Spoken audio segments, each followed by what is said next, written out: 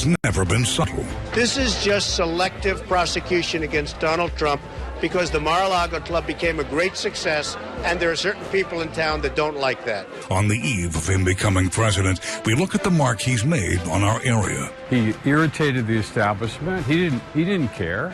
I mean, they didn't like him. He is brilliant.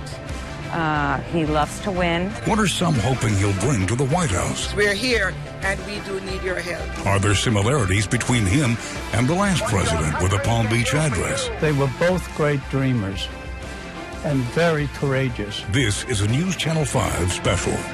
Donald Trump, from Palm Beach to the White House.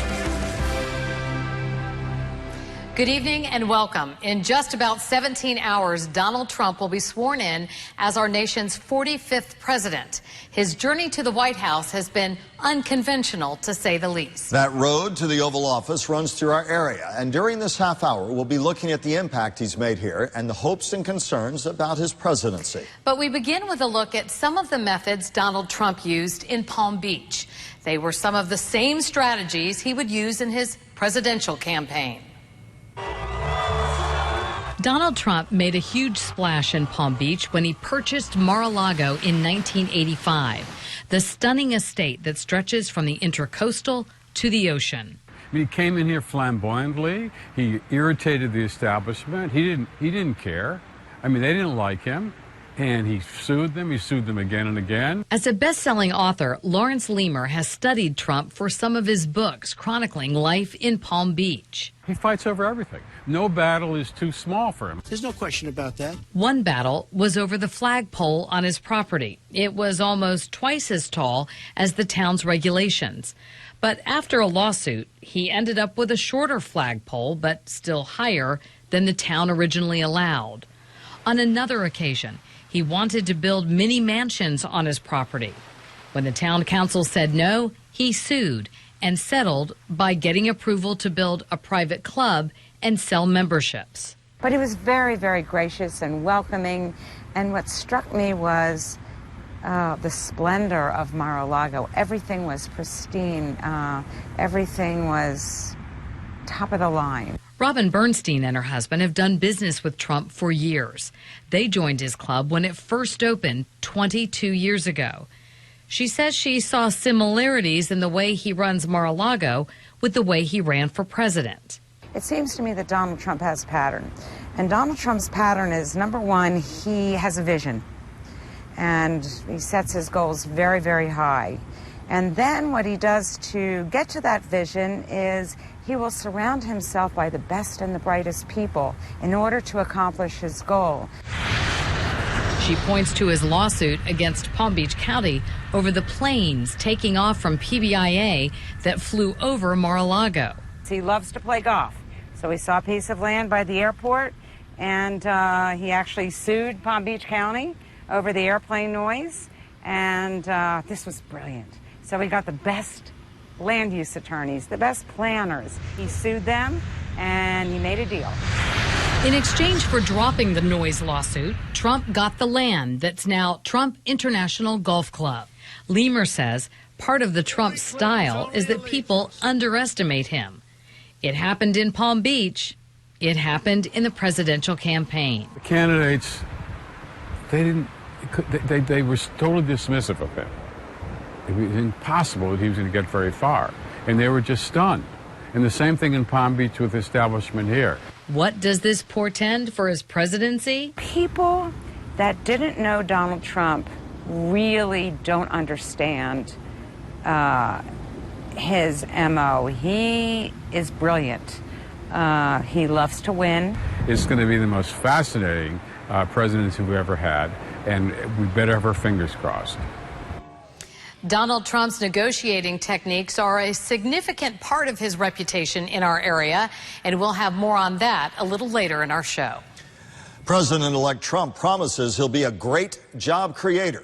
People hurting in our community for work hope he backs up the boast. And the contrast could not be more stark.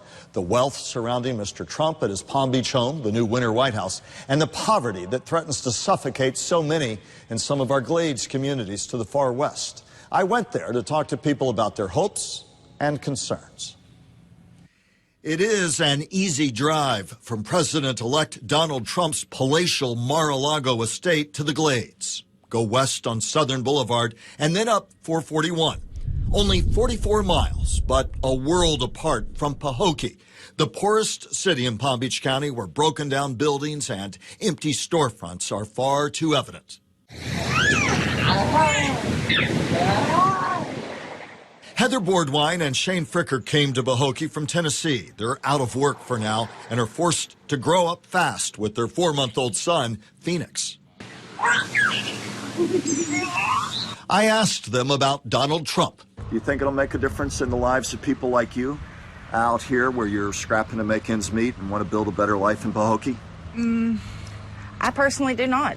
I don't think Donald Trump's going to be able to make a difference, simply because he's more concerned about himself and money than actual caring about people.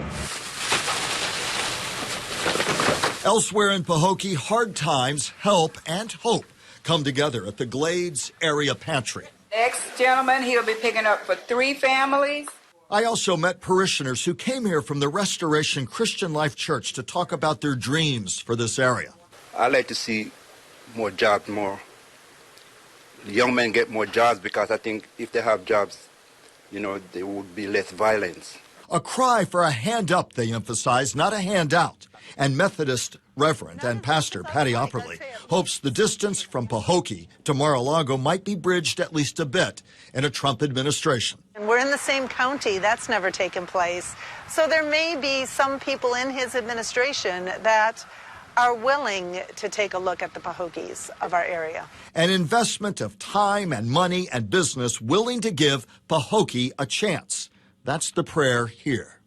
I would say, Donald Trump, hello, we're over here. We need you. Please don't forget us. We're not the forgotten people of the Glades. We're here, and we do need your help. Remember us. A hope, then, that proximity might boost the likelihood that presidential promises about inclusion, unity, and jobs creation will be fulfilled.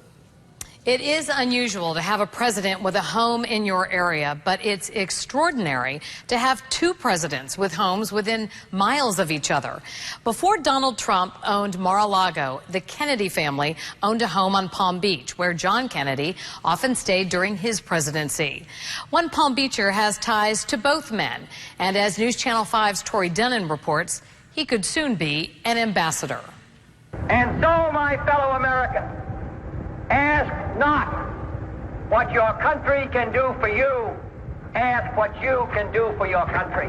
When President Kennedy was delivering his inaugural address, there was a 23-year-old Harvard Law School graduate in the crowd. Let the word go forth from this day and place that the torch has been passed to a new generation. I could do most of that speech with a little refreshment. And now, 56 years later, Brian Burns practices business law on Palm Beach and is a Donald Trump supporter. People are going to be surprised what a great president he will become. Politics goes deep in Burns' family. His father worked for John Kennedy's father, Joe. My counsel, but more importantly, my pal. Burns sees similarities between Trump and John Kennedy. They were both great dreamers and very courageous. But he's a longtime supporter of Trump and a member of his club at Mar-a-Lago. Unlike his sort of reputation that some might think was brash, he's a man of his word. He keeps his word, and he's very tough. And reports say Trump is going to name Burns the new ambassador to Ireland, something he and his wife are already thinking about. We know the house. The name of it is Deerfield. It's on 63 acres and rather magnificent. It brings a sparkle to the eye of this member of Irish America's Hall of Fame. It's like a dream come true. I'm a grandson of an immigrant from County Kerry. Tori Dunnan, WPTV News Channel 5. There's one more Palm Beach connection to this story. Burns says that he and his wife stayed at the ambassador's home in Ireland when Jean Kennedy Smith was the U.S. ambassador to Ireland. She's another part-time Palm Beacher. Coming up, Donald Trump's management style, what it might say about his style in the Oval Office. Plus, how come the Trump name is still on the Plaza in West Palm Beach when he doesn't own it? Here is a look at or from Chopper 5 at the Trump International Golf Club in suburban West Palm Beach. It's one of the many deals Donald Trump negotiated in our area. The president-elect often talks about his negotiating ability, and News Channel 5's Alex Hagan takes a look at his management style in Palm Beach and how it might play out in the White House. Palm Beach County is a prime example of President-elect Trump's success as a businessman. Very concerned with the details. For each deal he's made, and there's plenty of examples here. He likes to have his hand in even the smallest details. Where those skills are on display. He's also a guy who likes to get a deal. Investigation editor at the Tampa Bay Times, Michael LaForgia, says President-elect Trump is also someone who gets what he wants. Whether the person who he's getting it from wants to give it to him or not. The perfect example may be just down the street from Mar-a-Lago at a chandelier shop. LaForgia says the owner of the shop agreed to sell Trump several chandeliers for more than $30,000. The president-elect gave him a down payment of about half that.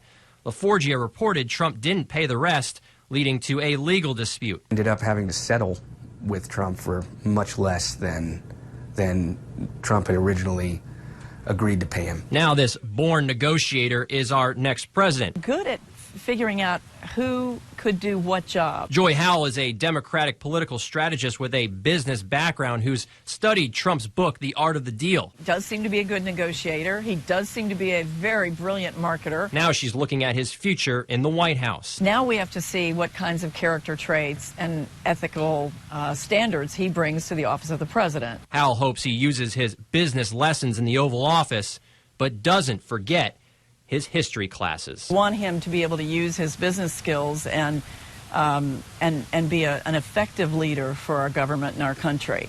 And I think people are genuinely concerned right now that in some ways he doesn't seem to be studying history and learning from mistakes of past presidents, successes of presidents. Alex Hagan, WPTV, News Channel 5.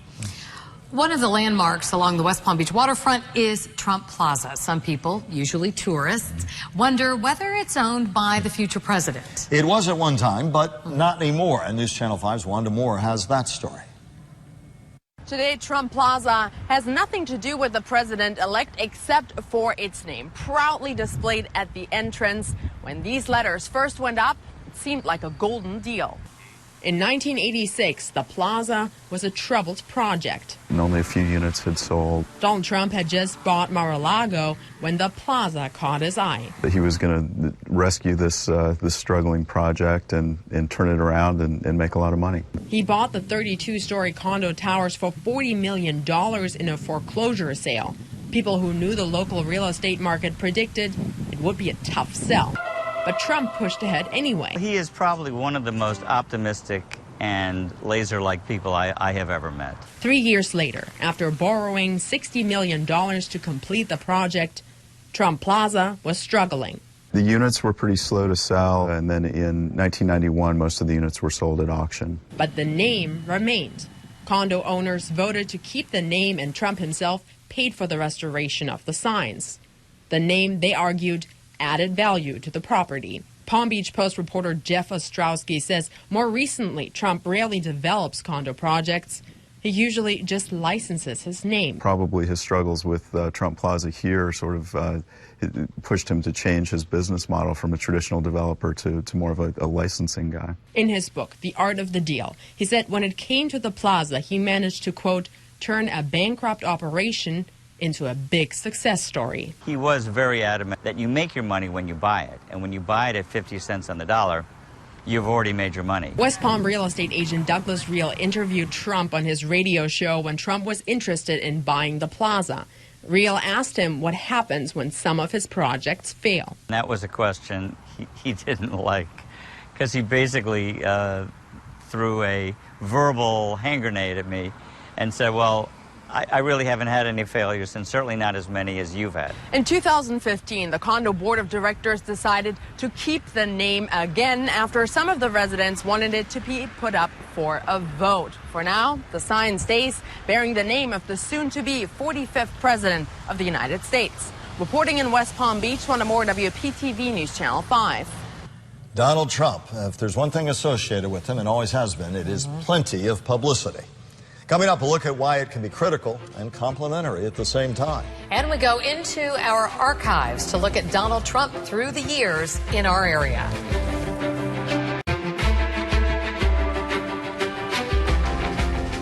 President-elect Donald Trump is no stranger to the headlines, and some say it's his polarizing effect that puts him in the spotlight. News Channel 5's Michelle Casada talked to some who've worked closely with Trump and some who have studied him, and has more on why many either like him or dislike him. No gray area. President-elect Donald Trump's name is on the lips of every major politician in the country. But even Hollywood is joining in on the jabs against him. This is the Golden Globes, one of the few places left where America still honors the popular vote. While some see him having a polarizing effect on the nation, his supporters love him. Everything that Donald Trump touches turns to gold. His opposers despise and protest him. He just has this litigious lifestyle. He's going to sue you if he's going to get his way. Best-selling author and historian Lawrence Leamer has been studying Trump for more than 2 decades. He says no one knows what will happen in the next 4 years. They can expect the unexpected. I mean, that's what this guy is. He's theater. Even his biggest fans agree, but don't see it as a negative. Trump's longtime butler at Mar-a-Lago, Tony Senegal, says a lot of the anger towards his former boss is due to bad publicity. The thing that used to upset me the most was when they would call him a racist and a bigot. Those words are foreign to him.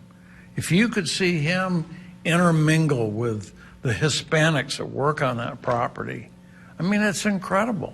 He's so good to them. Senegal says he's mostly shocked by some of those who critique the president-elect, people he says he served at Mar-a-Lago. Some of the ones that criticize him, that stayed there as a guest.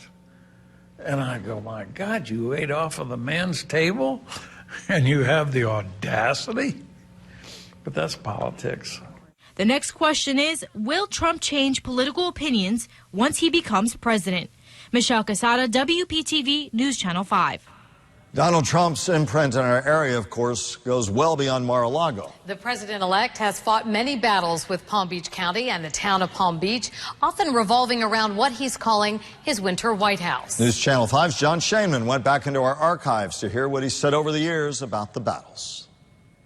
To see one of the biggest points of contention between the president-elect and Palm Beach, you just had to look up and see and hear what Donald Trump said about it then. They want me, essentially, to rip down the American flag, and I'm not doing that. In 2006, a 15 by 25-foot flag was placed on an 80-foot flagpole on the Mar-a-Lago property. The flag and the pole in violation of Palm Beach town ordinances. At the time, the president-elect told News Channel 5 the town was charging him to fly the American flag. This is just selective prosecution against Donald Trump because the Mar-a-Lago Club became a great success, and there are certain people in town that don't like that. The town fined Trump to the tune of more than $100,000. Trump countered with a $25 million lawsuit. They have no guidelines. There are 20 flags up in Palm Beach. They have no guidelines. If they'd have guidelines, I'd have no problem. But you have American flags all over Palm Beach. At the breakers, you have flags at the top of the breakers. They never got any permit. The suit was dropped after a mediator allowed Mr. Trump to keep a shorter flagpole at a different spot on the property, while the president-elect donated $100,000 to veterans charities. Now, from flags to flights. These people are absolutely incompetent. Mr. Trump has never been a fan of those in charge of Palm Beach International Airport. Palm Beach International Airport has been terribly run. They built a road system which is an absolute atrocity. Trump's gripes not limited to the roads, but primarily with the air traffic over Mar-a-Lago.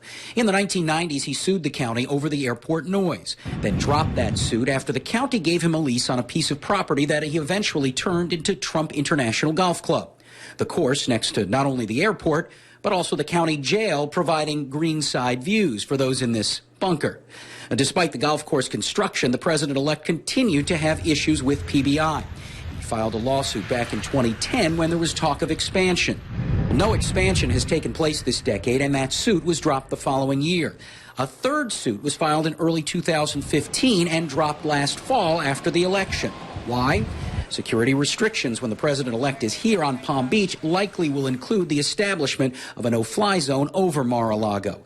It could be the end of this 2-decade flight fight. John Shainman, WPTV, News Channel 5. Wherever Donald Trump goes, there will be a lot of security. Presidential level coming up for him, coming up for you, what you might see the next time he visits our area. He was there 3 weeks ago. But as magnificent as it is, it can pose challenges for the security team. Indeed, we've seen some of the security measures that have been in place when Donald Trump's been there in November and December. As News Channel 5's Chris Stewart explains, we'll be seeing a lot more security around the property in the future.